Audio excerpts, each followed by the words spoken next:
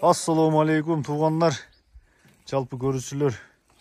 Кудай кааласа мынакей биздин күнү чыгарган бетон стойкаларыбыз даяр болду. Куюп аткан бетон стойкаларыбыз. Мынакей узундугу 2.30. Бул жагы асты 9,5, бул жагы 10, аркасы 10 сантиметр. İçinde 3 штук арматура бар, ондуктан каркас болуп сварка болгон.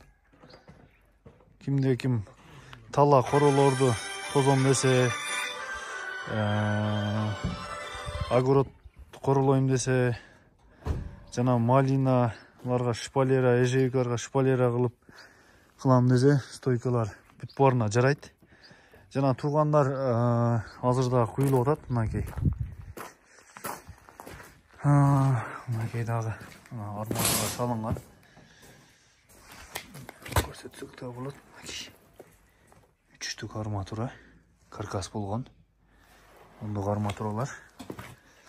Мынакей. Кимде ким заказ берем деп ойлонуп аткандар болсо, заказдар алабыз.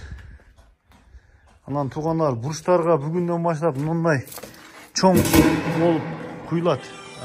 Размери 14/14 болуп куюлат. Королордун бурчтарына, жалаң бурчтарына куюлат. Размери 14/14 болот. Кимде ким алам десе, бунун баасы ошол жана болот, бир 550-600 сом тегереги болот. Бул бирок аябай пышык болот. İçine 4 штук арматура салынат, каркас болуп арматура салынат. Бүгүн дагы куюп атканда видеого тартып чыгарабыз. Тугандар, заказ бере бериңиздер. Кудай кааласа аябай сапаттуу болуп чыга баштайт. Буларды азыр эле жыйдык, ошотуп. Кудай үстүн пленка менен жаап, судан коюп, дагы жана өзүнүн пары менен пышырабыз.